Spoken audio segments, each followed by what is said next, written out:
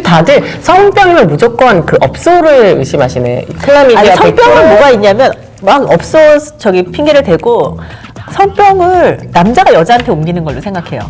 여자도 남자한테 옮겨요. 그럼 최초의 성병이 누구한테서 시작돼서 이게 전 세계로 퍼졌을까요? 아니 그게 너무 궁금해. 누가 누구랑 해서 누가 누구한테 어떻게 퍼졌을까가 오징어 게임처럼 난 이게 너무 궁금하지 않아? 근데 최초의 성병은 누가? 이번 달 결혼 1년 되는 신혼부부예요. 얼마 전부터 남편이 소변을 본 후에 잔뇨, 시원하지 않은 느낌과 속옷에 노란 분비물이 묻어나서 비뇨기과 진료를 받았는데 클라미디아라는 성병으로 진단을 받았다고 하는데요. 이 병은 성관계로만 감염이 된다고 하네요. 본인은 결혼 후 결단코 딴짓한 적이 없다고 너무너무 억울하다면서 저의 외도를 조심스럽게 의심해요. 남편의 외도가 아니라면 제가 남편한테 성병 옮겼다는 얘기가 되나요? 정말 솔직하게 말하라면서 결혼 후 딴짓한 적이 너무 어이가 없, 정말 말 그대로 어처구니가 없더군요. 잠복기는 2주 정도 된다 했는데 혹 남편이 결혼 전에 성병이 걸렸다 결혼 1년 지난 지금 시점에 증상이 나타날 수도 있나요? 남편이 성병이라면 관계를 가진 저도 무조건 옮았을까요? 제가 남편에게 성병을 옮겼거나 제가 옮았다면 저도 성병이라고 나와야 하는 거죠. 자, 질문에 전문의 있게서 답을 해주세요. 일단 저런 게 있으면 커뮤니티에 올리지 마시고 병원에. 병원에 가서 검사를 받으시고 검사를 하면 이러이러하다 너도 걸렸고 이거는 뭐 성관계로 옮는 거다 뭐 설명을 해주실 거고 그에 따라서 치료를 받으시면 되는 거고요. 또 한 가지 얘기해주고 싶은 거는 이제 결혼할 때는 당연하고 그 전에 이제 사귈 때 성관계 시작하기 전에 서로 성병 검사를 까자. 아, 미리.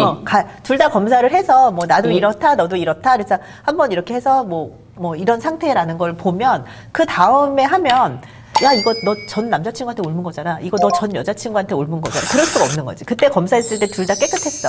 그 다음에 누가 하나 생겼으면은 그거는 그 이후에 둘 서로 한 거거나 네가 바람을 피거나 뭐 이렇게 되는 저 거지. 의견의 질문에 답을 준다면 지금 자기는 죽어도 외도를 한 적이 없고 남편도 한 적이 없어. 근데 클라미디아가 나왔어 남편이. 그러면은 이게 잠복기가 지금 결혼한 지 1년 조금 안 됐는데 잠복기가 보통 2주라고 하는데 예전께 다시 생길 가능성은 되게 적죠. 야, 그럼 뭐 이거 귀신이 국한이면 어디 누가 외도한 거야? 둘 중 하나는 했단 얘기야? 거짓말을 하고 있는 거죠. 근데 여자도 여기 보시면 저 점점 두 개가 딱 있거든요. 가운데 어처구니가 없다거든요. 점점. 지금 여자 의심 근데 반반. 반반? 항상 다들 서로 아니라고 얘기를 하기 때문에 사실 의사들은 환자들이 저렇게 얘기하는 걸 다 믿지는 않아요. 아, 그러면 이거는 그리고 결혼 전에 있던 바이러스가 지금 발병한 건 아니라는 말씀이시죠? 그러니까 전문의 저희가 입장에서. 항상 얘기하는 거는 그게 중요한 게 아니고요. 싸우지 마시고요. 여기가 뭐 또 그런 걱정은 아니니까. 라떼츠만 수사반장이 아니고 우리가 수사기관은 아니고 지금 어쨌든 검사 결과가 나왔으면 두 분 같이 치료하시면 되는 거고 그러면 다 치료되면은 해피하게 다 끝나는 겁니다.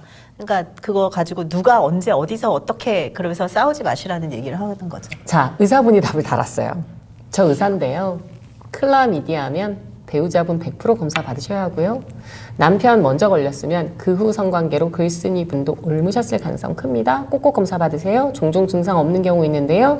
여자들 같은 경우는 증상 없는 성병이 나팔관이나 이런 데 치명타 입힐 수 있기 때문에 검사 치료는 선택 아니고 필수라고 말씀드리고요. 누가 먼저 걸린 건지는 부부만이 알겠네요. 그러니까 바람 핀 사람이 아는 거지. 그치. 그러니까 이 아내분이 진짜 억울하고 어이가 없어서 지금 쓴 걸 수도 있고 아니면 약간 아까 반반이라고 했으니까 본인이 사실 살짝 외도를 했는데 아니라는 그런 답변이 하나라도 있었으면 하는 거지. 여기 보면 이제 킹리적 가심이라는 표현 아세요? 뭐라고요? what? 킹리적 가심. 그건 뭐야? 합리적이시면서 킹하고 갓만 했어. 킹리적 가심이라는 말이 있는데 그럼 남자는 진짜 억울한 것 같고 여자는 지금 잠복기는 2주 정도 됐다는데 지금 뭔가 추적을 하고 있어요. 기간에 대해서. 그냥 싸우지 마시고 치료 받으시고 그렇게 하시라고 말씀을 드리고 그 다음에 이제 그래서 여기가 성병에 걸렸는데 성관계를 한다고 100% 없는 건 아니에요. 예를 들어서 이제 우리 4명이 있는데 한 명이 감기가 걸려서 기침을 콜록콜록 한다고 해서 다른 사람이 다 걸리는 건 아니잖아요. 그 중에서 걸리는 사람도 있고 안 걸리는 사람도 있고. 그래서 보통 성관계를 했을 때 옮는 확률이 한 30%에서 40% 정도 된다고. 그러니까 콘돔 없이 그렇게 했을 때 보는 거고. 이제 성병 중에서 이제 트리코모나스라고 하는 건 있는데 그건 1회 성관계로 옮기는 게 한 80%에서 90%. 그건 되게 높아요. 그래서 어쨌든 검사를 했는데 남편은 어쨌든 클라미디아라고 나와서 비뇨기과에서 진단을 받으시고 부인을 가셔야 된다 얘기를 했으니까 얘기를 안 할 수는 없으니까 와이프한테 얘기를 한 거고 와이프분이 가셨는데 지금 질문하신 분이 가셨는데 검사에서 아니라고 나올 수도 있죠. 아니라고 나와도 약은 드셔야 된다. 왜냐하면 클라미디아는 이렇게 나팔관이나 그런 데 염증을 일으켜서 뭐 불임도 유발하고 있는데 지금 결혼 1년 된 신혼부부니까 그 이후에 또 임신하셔야 되니까 그러셔야 되고 요런 걸로 이렇게 자잘자잘한 걸로 싸우면 지금 결혼 1년 되셨는데 이제 오래 사시면 싸울 일이 더 많아져요. 그러니까 이거는 그냥 둘 약 먹고 그냥 해결하는 걸로. 그래 그냥 남편도 외도 아니고 본인도 아니라서 결혼 전에 잠복기가 있었어가지고 요즘 그냥 몸이 약해져서 발병한 걸로 그렇게 뭐 마음의 평화를 그렇게 해요. 오케이? 그렇지만 실제로는 그렇지 않다. 그쵸 아니래네요 전문의가. 어디서 이게 왔지? 근데 아니 그러니까 조상 중에도 뭔가 또 약간 또 외색 쪽을 좋아하는 사람이 있어가지고 뭐가 그게 이게 전파가 되고 이렇게 실크로드 타고 오고 아닌가 아시아에서 또 우리가 미국 멀리 보냈나? 내가 아는 애는 남편이 이렇게 오더니 약봉지를 던지더래. 뭐야 오빠? 어디서 뭘 하고 다녔길래 그랬더니 그러니까 저기는 못되게 굴지는 않은 것 같은데 약봉지 쫙 집어넣어. 야 걸레치고 하면서. 근데 어디서 무슨 짓을 하고 다니는 거냐? 아니, 무슨 소리냐고. 그래서 자기가 비뇨기과 갔는데 이제 소변이 약간 좀 뭐 거품이 나오는 것 같기도 하고 뭐 약간 소변 보기가 시원하지도 않고 그다음에 막 뭐가 섞여서 나오는 것 같아가지고 갔더니 이제 성병이 나온 거지. 그래서 갔더니 와, 나 자기 억울해서 죽겠다고 그래서 이제 검사를 받으러 왔어요. 근데 검사를 받으러 왔는데 이제 마이코플라즈마 호미니스. 그러니까 그거는 되게 그냥 성병으로 치지 않는. 이제 성병 검사를 쭉 하다 보면은 그냥 클라미디아는 100% 성병이라고 말씀드렸고 마이코플라즈마 호미니스, 유레아 플라즈마 파붐 이런 거는 되게 긴데 얘네는 그냥 상재균이거든요. 그냥 질환에 있을 수 있는 균인데 검사하면 나오기는 나와요.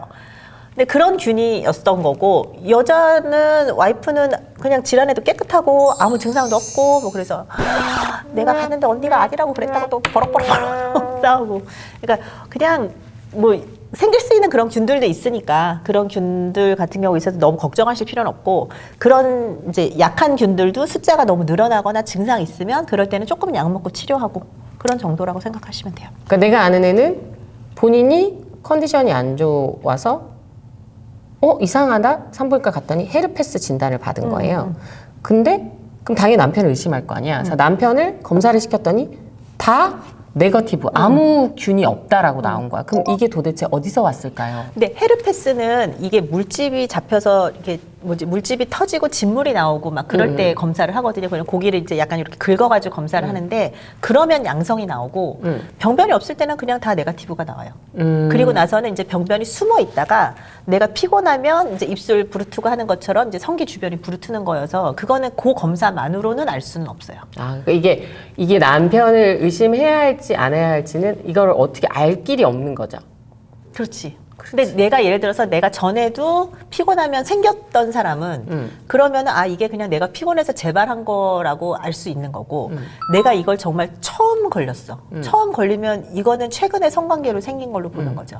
근데 첫 번째 헤르페스 생길 때는 이렇게 전신 증상이 있어요. 너무 아프고 무슨 감기 몸살처럼 아프고 그러면서 이제 뭐가 터지고 그리고 재발할 때는 그냥 아무 거 없이 그냥 뿅 터졌다 말고 그런 게 조금 차이가 있고 피 검사를 하면 원래부터 이게 헤르페스가 있었는지 없었는지 알 수 있는데 뭐 굳이 그렇게까지 검사를 해야 되는 병은 아니어서 뭐 임신하거나 그랬을 때는 이제 좀 문제가 되지만 일반적으로 그렇게 그럼 자 성병으로 우리가 흔히 일어나는 게 그러니까 질염은 성병이 아니죠. 질염 중에 일부는 성병이고 뭐 예를 들어 칸디다 질염은 막 가렵고 그런데 그거는 그냥 피곤하면서 생길 수 있는 거고 이제 저희 예전에 스타일리스트가 질염이 자주 생겨서 이제 당연히 산부인과 진료를 해서 그 항생제 이런 약 봉투가 이렇게 가방 안에 이렇게 있었던 거야. 근데 그거를 우리 회식할 때 이거를 어떤 남자 출연자 이걸 보고 얘를 되게 현장에서 애 산부인과 약 먹네, 성병이네 이런 식으로 해서 애가 울고불고 난리가 한번 났었어요. 그래서 내가 너 빨리 우리 애한테 사과해라 막. 근데 그때 물어봤더니 전혀 성관계랑 상관없이도 툭하면 재발할 수 있는 게 질염이다. 약간 물란함과 상관이 없다라는 상식을 알려드립니다. 그럼 남자들이 의외로 아주 거기에 대해서는 잘못된 상식을 갖고 있다. 질염은 무조건 성병이 아닙니다.